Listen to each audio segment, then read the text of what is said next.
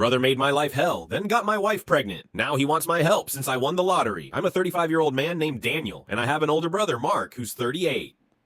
Growing up, Mark and I were never close. In fact, he seemed to resent me from the moment I was born. Our parents always tried to foster a good relationship between us, but nothing ever stuck. Mark was the golden child in their eyes, a star athlete, popular in school, and charismatic. I was the quiet, bookish kid who preferred computers over football. Mark made my childhood a living hell. He bullied me relentlessly at home and at school. He'd hide my things, spread rumors about me, and sometimes even get physical. My parents brushed it off as sibling rivalry, telling me that he'd grow out of it. Spoiler alert, he didn't. When I turned 18, I couldn't wait to get away. I got a scholarship to a university across the country and never looked back. College was a fresh start. I made friends, excelled academically, and finally felt like I was living my own life. After college, I landed a great job in software development. A few years later, I met Emily at a tech conference. She was everything I'd ever wanted: intelligent, funny, and stunningly beautiful. We clicked instantly. After 2 years of dating, I proposed, and she said yes. It was one of the happiest moments of my life. We planned a small wedding, just close friends and family. I was hesitant to invite Mark, but my parents insisted. "He's your brother," they said. "He should be there." Against my better judgment, I sent him an invitation. At the wedding, Mark was his usual self, charming to others, but throwing subtle jabs at me whenever he could. I tried to ignore him, focusing on Emily and our special day. Married life was good for a while. Emily and I settled into a comfortable routine. We bought a house, adopted a dog, and started talking about starting a family. But about a year into our marriage, Emily began to act differently. She was distant, often working late, and seemed more guarded with her phone. When I asked if everything was okay, she'd assure me she was just stressed from work. One day, she came home with tears in her eyes. "Daniel," she said, "we need to talk." My heart sank. She confessed that she'd been having an affair for the past 6 months with Mark. I was devastated. My own brother, the same brother who'd tormented me my entire life, was now sleeping with my wife. I felt a mixture of rage, betrayal, and profound sadness. I asked her why. She said that Mark had been there for her when I was emotionally unavailable. She claimed I was too absorbed in my work and that she felt neglected. I couldn't believe what I was hearing. I worked hard to provide for us, and I thought we were on the same page. I kicked her out that night. She went to stay with Mark. I didn't bother reaching out to him. I had nothing to say. The divorce was messy. Emily wanted half of everything, including the house. My lawyer fought hard, but in the end, she got more than she deserved. I moved into a small apartment downtown, feeling like my life had completely fallen apart. My parents tried to mediate, urging me to forgive and forget. They said, family is everything, and people make mistakes. I couldn't believe they were defending them. It felt like they were choosing Mark over me yet again. So I cut off contact with all of them. The next few years were a blur. I immersed myself in work, often pulling all-nighters to avoid going home to an empty apartment. I dated occasionally, but found it hard to trust anyone. Then, about 6 months ago, everything changed. On a whim, I bought a lottery ticket. I had never done it before, but thought, why not? A few days later, I checked the numbers. I had won the jackpot, $50 million. I was in disbelief. After taxes and everything, I walked away with around $30 million. For the first time in years, I felt genuinely happy. I quit my job, bought a beautiful house on the outskirts of the city, and started traveling. News of my win spread quickly, as these things often do. Suddenly, people from my past were reaching out, old friends, distant relatives, and yes, even Mark. One evening, I was sitting on my new patio enjoying a glass of wine when my phone rang. It was a number I didn't recognize. I answered, and to my surprise, it was Mark. "Hey, Daniel." He began cautiously. "What do you want?" I replied coldly. "Look, I heard about your big win. Congratulations." He said. "Thanks." I responded curtly. There was an awkward pause. Then he said, "I was hoping we could talk." I scoffed. "About what? You made your choices, Mark." "I know I messed up," he admitted, "but I was hoping we could put the past behind us." "Why would I ever want to do that?" I asked, incredulous. "Because we're brothers," he said, "and because I need your help." I laughed bitterly. "There it is. What do you need, Mark? Money? A job?" "Emily left me," he blurted out. "She took our son and moved back in with her parents. I'm struggling, man. I lost my job. The house is in foreclosure, and I don't know what to do." I was silent for a moment, processing what he just said. "So let me get this straight. You ruined my marriage, start a life with my ex-wife, and now that things aren't going well, you come crawling back to me for help." "I know I don't deserve it," he said quietly, "but I'm desperate." "That's not my problem," I snapped. "Please, Daniel," he pleaded. "I'm willing to do anything to make things right." I took a deep breath. "You can't undo the past, Mark. And honestly, I have no interest in helping you." He sighed. "At least think about it. For old time's sake." "Old times?" I repeated. "You mean the times you bullied me? The times you made me feel worthless? Or maybe the time you slept with my wife?" "You're right," he said, his voice breaking. "I was a terrible brother. I don't expect you to forgive me, but I wanted to try to make amends." I felt a pang of something. Maybe pity, maybe lingering resentment. "I'll think about it," I said finally, if only to end the conversation. "Thank you," he said softly. We hung up, and I sat there staring into the night. Part of me felt vindicated, the other part felt conflicted. Over the next few days, I couldn't shake the conversation from my mind. As much as I hated to admit it, a small part of me felt sorry for him. Then, one afternoon, I received a letter in the mail. It was from Emily. "Dear Daniel, I know I'm the last person you want to hear from, but I need to tell you something important. It's about our son. Yes, our son. I found out shortly after you and I separated that I was pregnant.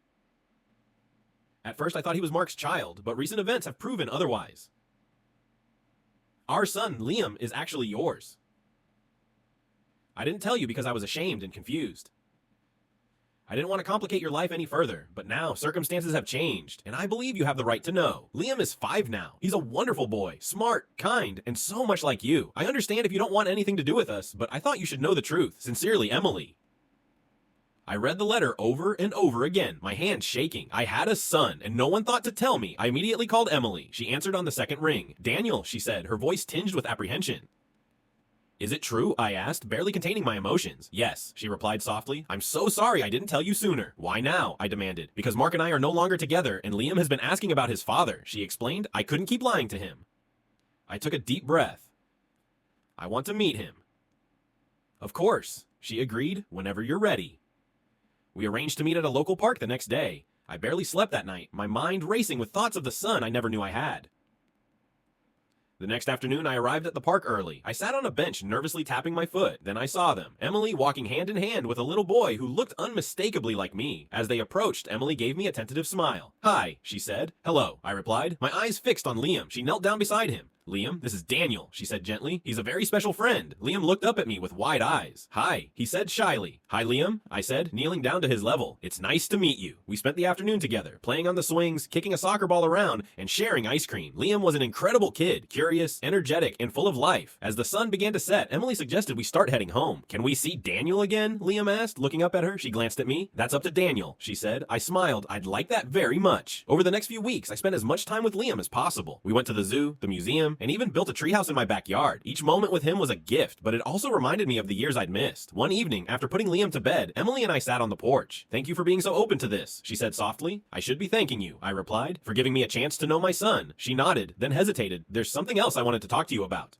"What is it?" I asked. "Mark reached out to me," she said. "He told me he asked you for help."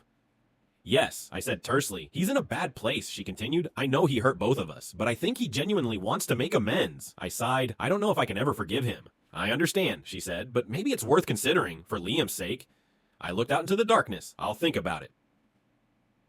A few days later, I decided to meet with Mark. We agreed to meet at a quiet cafe. Arrived, he was already there, looking worn and defeated. "Daniel," he said, standing awkwardly. "Mark," I acknowledged. We sat down, and for a moment, neither of us spoke. Finally, he broke the silence. "Thank you for agreeing to see me." "What do you want?" I asked. "I want to apologize," he said earnestly, "for everything." I studied his face. He looked sincere, but I couldn't shake the years of resentment. "Why now?" "Because I've hit rock bottom," he admitted. "Emily left me. I lost my job, and I realized that I've spent my entire life pushing away the people who cared about me." I took a sip of my coffee. "You caused a lot of pain, Mark." "I know," he said, his eyes downcast, "and I don't expect you to forgive me overnight, but I'm willing to do whatever it takes to make things right." I considered his words. "Emily told me you've been struggling." He nodded. "I can't even afford to pay rent. I'm staying at a motel right now." I sighed. Part of me wanted to tell him to deal with his own problems, but another part, the part that remembered the little boy who used to read me bedtime stories before things went sour, felt a twinge of compassion. "There's a guest house on my property," I said slowly. "You can stay there for a while, but there are conditions." He looked up, hope flickering in his eyes. "Anything." "First, you need to get a job and start supporting yourself. Second, you need to attend therapy." "We both do. There's a lot we need to work through." He nodded vigorously. "I can do that. Thank you, Daniel." "Don't thank me yet," I cautioned. "This is a trial period." Over the next few months, Mark moved into the guest house. True to his word, he found a job and started attending therapy sessions. We even attended some sessions together. It wasn't easy. Old wounds don't heal overnight. But slowly, I began to see changes in him. He was more considerate, more reflective. One afternoon, we were working in the yard together when he turned to me. "Do you remember when we were kids and built that treehouse?" I chuckled. "You mean the one you accidentally knocked down?" He winced. "Yeah, that one. I was jealous because Dad praised you for your craftsmanship." "I remember," I said quietly. "I've been jealous of you my whole life," he confessed. "You were always smarter, more likable. I felt like I couldn't measure up." "That doesn't excuse what you did," I replied.